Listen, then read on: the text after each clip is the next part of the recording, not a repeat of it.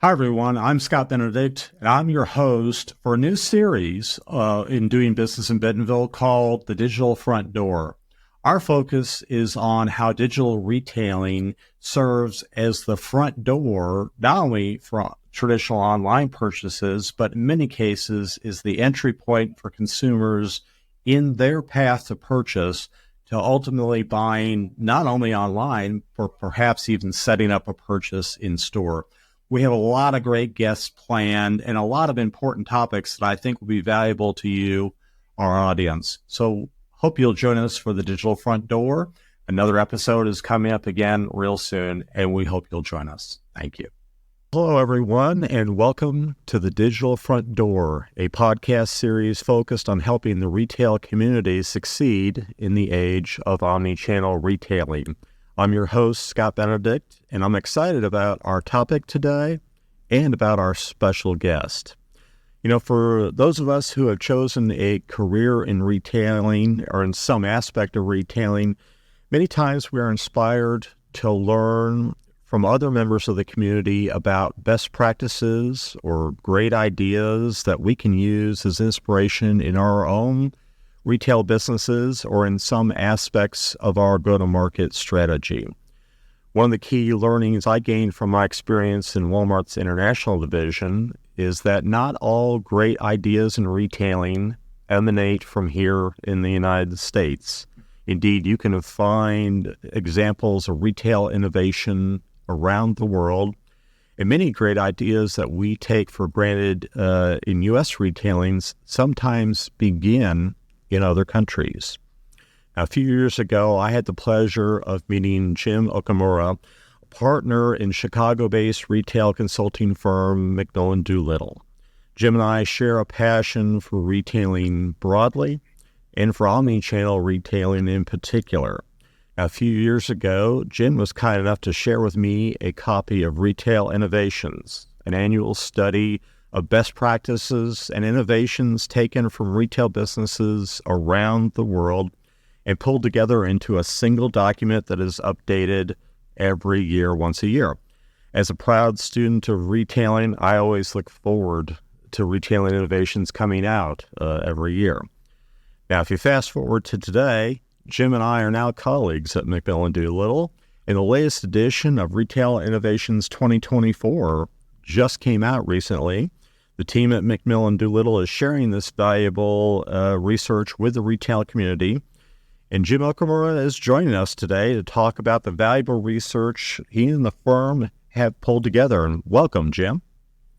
Thanks so much, Scott. Really nice to be here. Thanks for inviting me. We're happy to have you. And since a lot of our community is based here in Northwest Arkansas and serves the Walmart and Sam's Club business, maybe start by introducing both yourself and tell us a little bit also about McMillanDoolittle. Sure. So again, my name is Jim Okamura. I'm a partner at McMillanDoolittle. McMillanDoolittle, we describe ourselves as a retail strategy consulting firm.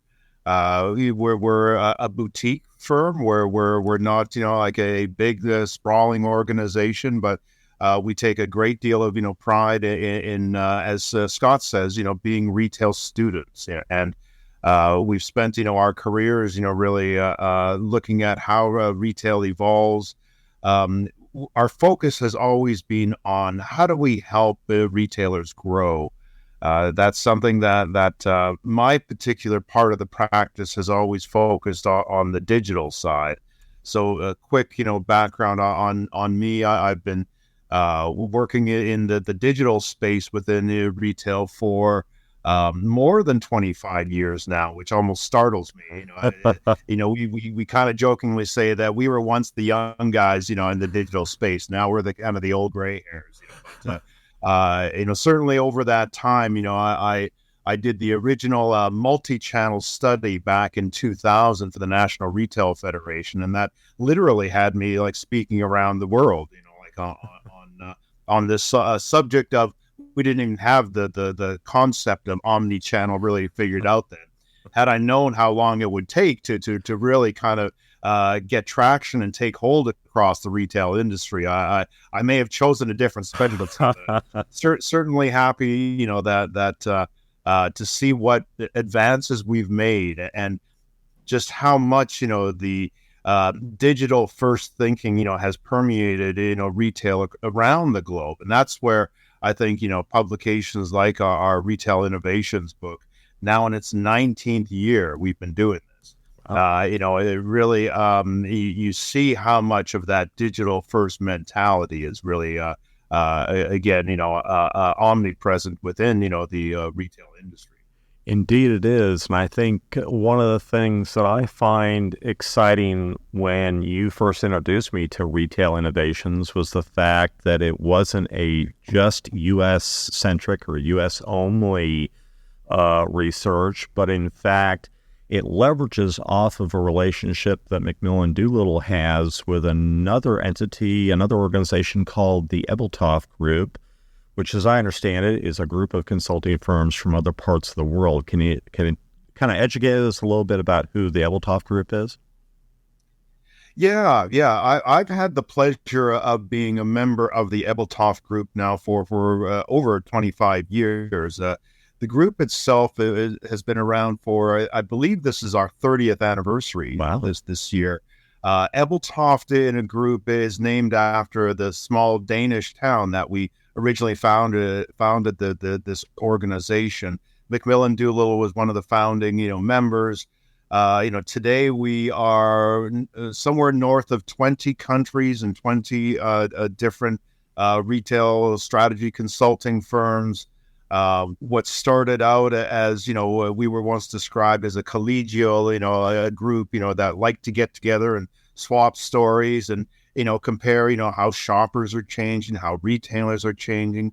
Well, at a certain point, we decided, as much as we love these biannual get-togethers that we would do usually once in Europe and once somewhere else in the world, we started to really kind of evolve the group into being, much more of a collaborative, forum, for the different members to work together and jointly pursuing, often, multinational, brands and retailers to kind of work with. So we've really kind of seen this, evolve over the years. And, it was always interesting because I was, really, for the longest time, I was the only really digital retail focused, person, within the group. So I had the benefit of being on the receiving end of, so many requests and, collaboration opportunities.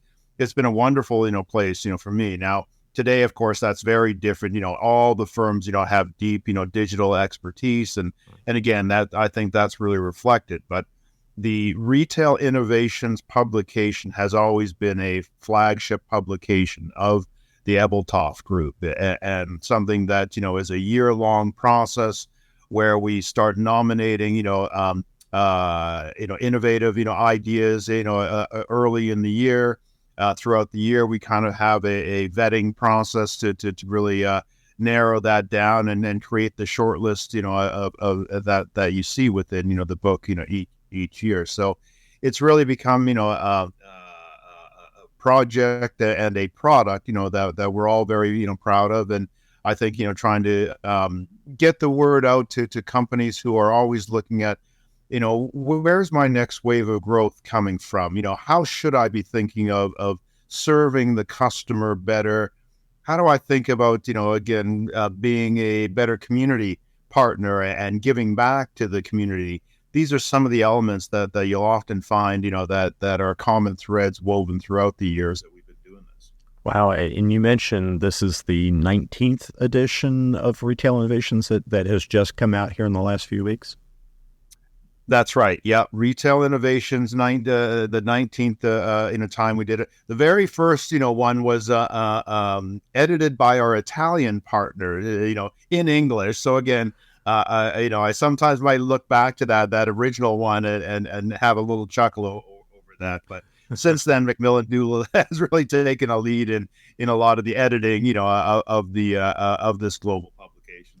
Well, that is neat. And as I was pouring through this latest edition, I noticed that you've kind of put the groups of brands and of retailers that are being highlighted into kind of three groupings or three segments. And the first one was focused on a better world, and it's really a focus on sustainability and brands that are leading in the areas of sustainability.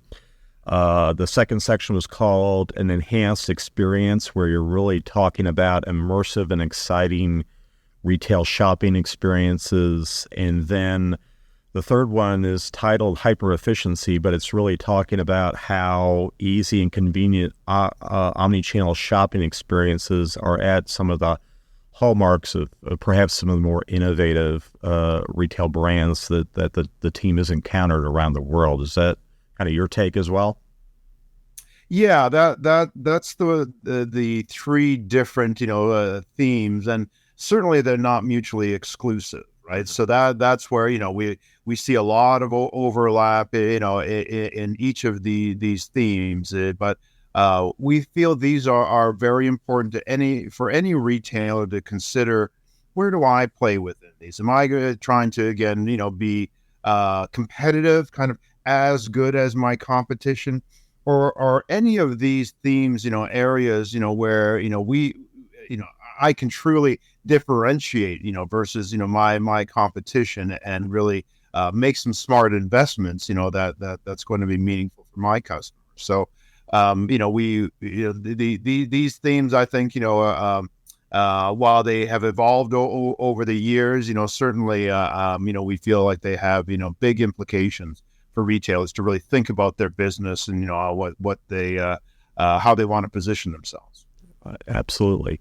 I want to zero in maybe a little bit on the omni-channel elements of the report. And as I was reading through, one of the retailers that's highlighted here that I can recall from my Walmart International days was a competitor called Carrefour, the French hypermart firm. And one of the things that is recognized in this book is kind of their commitment to being not only omni-channel, but digital first. I think that's where you and I may have started to hear that term or that phrase a little bit when talking about in the context of Carrefour. If you look at either Carrefour or other retailers around the world that are leading in the area of omni-channel, are there common themes or common aspects of their strategy that you see that kind of reoccur as best practices in terms of omni-channel? I think you have to read between the lines for what I often think is some of the most important common threads, and that to me always comes back to more the internal organization and the acceptance and willingness of the organization to really embrace a digital first mentality. As you and I have talked about many times, Scott, that's much easier to say as the consultant than it is to do as the retailer. Right. And so while some of the digital tools and technology again may be seen as that often customer facing common threads, to me it's often that behind the scenes of how the retailer is organized. And one of the things that we've often talked about in really a highly efficient integrated organization are things like the promotional cadence. How do we kind of really coordinate that and get everyone kind of rowing in the same direction, right? And we know just how difficult that is. So often the store formats themselves, whether they be physical or digital store formats, those are just the expression of kind of the business model. How the magic to me, I think, is always kind of behind the scenes. And those are things that, I think, we both have spent, a good chunk of our careers kind of, Indeed. Being evangelists in some cases, but in other cases, just trying to say what that means from a practical operational standpoint. Indeed. And it seems like some of the best examples of innovation in retail is where instead of treating omni-channel as a collection of two separate channels or two separate ways of serving a customer, the best innovators in that area seem to have brought their organization together to where, whether it's marketing, merchandising, operations, using technology to gain efficiency, that they're trying to make those as one kind of integrated go-to-market instead of this approach that you and I have seen over the years where digital and physical is separate silos, separate teams, and the only thing that they seem to have in common is their logo and the URL. And other than that, they seem to operate as separate businesses. It feels like those that are being successful have really started to bring those things together and make them intertwined pieces of the business. Would you agree? Yeah, absolutely. I think where you had mentioned Carrefour and the case that's in this year's edition of your Retail Innovations. One of the retailers that we all know that I certainly took note of was IKEA. For example, and I was thinking that over the years of producing Retail Innovations, IKEA probably has the most mentions across all these years. And you really see how they have these 4 innovation centers around the world. In this year's Retail Innovations, we're highlighting 2 urban store formats, one in Spain, one in Denmark, and again, these really are both, city concepts, with lots of, technology, but also lots of community elements, that really kind of make, the store, a destination, while clearly, leveraging, technology to showcase their broad, assortments, and how they're really able to enhance, the customer experience, through, technology and really the integration of technology and people, of course, but, it's really interesting to see global leaders like that and how they're, really, trying to reinvent the category and really be a leader in that. Well, that's neat, and as you can imagine, I found a little bit of a local element to the updated Retail Innovations, and that was the fact that McMillanDoolittle recognized Walmart Connect, the retail media division of Walmart, with our Innovation Award, and I wonder if you could talk a little bit about that and why. What that aspect of Walmart's business really stood out to the team and worthy of recognition for its innovations. Yeah, retail media, has been I think a fabulous story, across retail. Just the opportunity to really leverage the first party data that retailers have in this cookieless third party world that we're facing now has really provided this opportunities for retailers to really develop their retail media division. The retail media has been such a high growth opportunity for most medium to large size, retailers to really, take advantage of their data, but really work closely with, their suppliers, the brands, who are eager to, again, use the right media if it's going to be helping to really convert, customers and drive, new product introduction, for example. I think what's exciting, for us and why we wanted to recognize, Walmart Connect in this year's, Retail Innovations book is the retail media networks, to date, have really focused on online, properties. Right. And the store-based, media and displays, are still nascent, right? And I think that we recognize, that Walmart is really at the forefront of deployment and the refinement of in-store media. And this is really translating into a revenue growth curve that is really eye-catching. Let's say, when I've seen some third-party, forecasters, look at Walmart Connect's, business, and when you think of it growing from a $1 billion to a $5 billion, revenue, business, over a pretty short period of time, 4 or 5 years. I mean, that is very significant money. And, as we know, certainly in these tough, macroeconomic headwind times, that kind of, revenue source is highly valued and, can be, high margin, as well. So again, the retailer's really trying to drive, their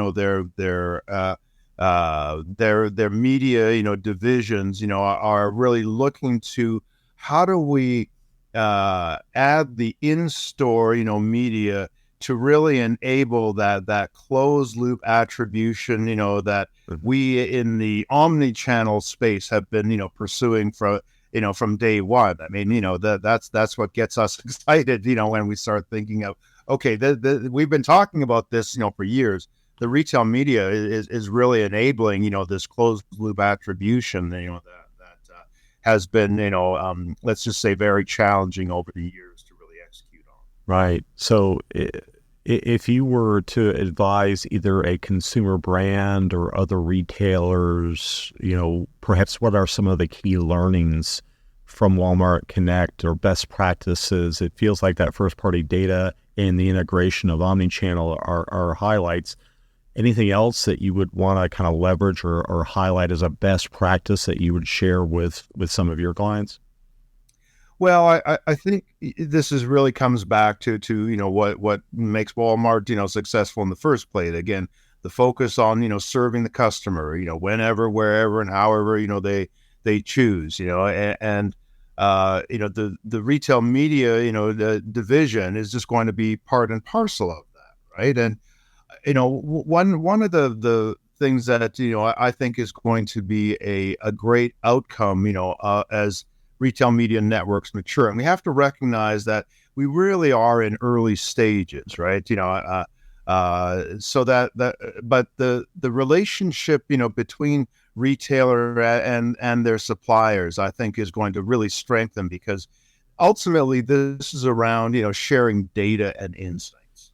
And this is something that within the digital space we've always again taken a placed a high priority on how are we going to really get the most out of the underlying data. Well, that has taken a long time to, I think, permeate across the broad retail landscape. But there's no doubt everyone recognizes that data is all important. And so, just that kind of collaboration, between, retailer and brands, I think is going to go a really long, ways, to strengthen those, relationships and really, I think, optimize, investment on both sides of the fence. Neat. And I think that's what's always exciting is to about the Retail Innovations book broadly, and particular examples, some of which you've cited, where there's always tidbits of knowledge and best practice that you can pull out of observing others and kind of employ in your business, whether you're a brand or a retailer of any size or any part of the world. You and I had the opportunity recently to attend the annual NRF Big Show, and a lot has been written and said about some of the learnings coming out of that event. Are there any things that in your mind, based on your experience, and I know you've gone to that show a number of times over the years, that maybe has stood out as key learnings or key insights coming out of that show in this year's edition? Yeah, I think, one of the most encouraging things, I think, from going to the NRF Big Show this year was just the buzz of the show, and it just felt, so much more optimistic, I think, than in NRF big shows of recent years, right? And that I think, as we talk to many retailers and solution providers, over those days, I think the investment, in technology, there's a bit of a backlog, a little pent up demand, that I think, over the last, a couple of years, there's been some conservatism in spending, so I think, a lot of companies have had to just back burner, certain projects. Well, I think, it certainly seemed that, a number of these same retailers is saying, yeah, we're moving ahead on the some roadmap elements, that we had to kind of put the brakes on or something along those lines. So I think, that has obviously a ripple effect, across the industry, but I think, there was just so much more of that glass half full kind of, like a mentality at this year's, NRF. And oh, by the way, one of the other themes that I think, that we've talked about is the return of the international, retailer at the show. Certainly, they were out in force, this year. So since we're talking, global retail innovations here, I think, the really nice to see, again, the large delegations, from Brazil and France and other parts of, Europe. So really exciting to kind of, see just how you realize again, just how we started this, that, retail is there's a lot of innovation happening, around the world. And I think, a lot of these technology stores are playing out. So very, very interesting just to kind of come back from NRF this year and kind of feel energized. Indeed. And to your point about the global elements, in addition to attendees from other parts of the world, I saw actual expo floor booths or displays from the UK, from France, from Israel. Those are the three that really stood out to me, and it showed a little bit of a more international flavor in terms of who was displaying in the expo space, as well as just who was attending as well. So it kind of corroborates your global element of this, particularly more so as we get further away from the pandemic.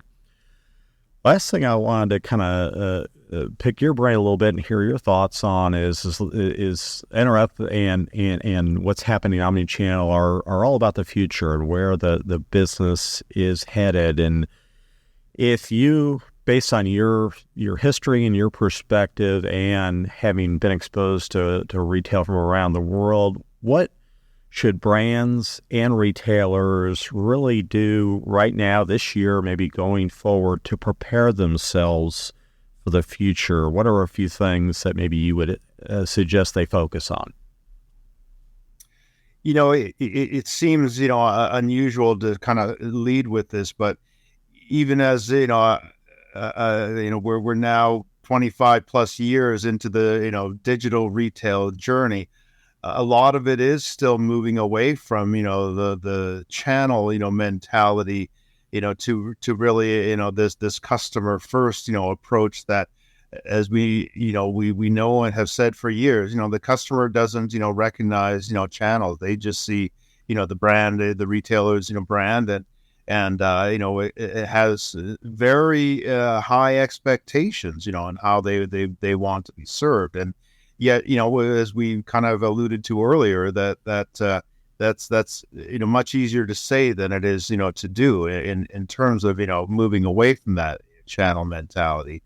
I think the coordination, that's required, across different, often functional level teams, within, the retailer is really key. And then so hence that's where I think the people and processes, has been, such a focus, over the years. I think we've often, seen where retailers have perhaps changed their business strategy, but have not changed, their organization structure, process, and often the key has been the metrics and KPIs, right? I think, I've spent, a good chunk of my career kind of evangelizing, how the metrics you really need to kind of, change. And also, you can't expect those new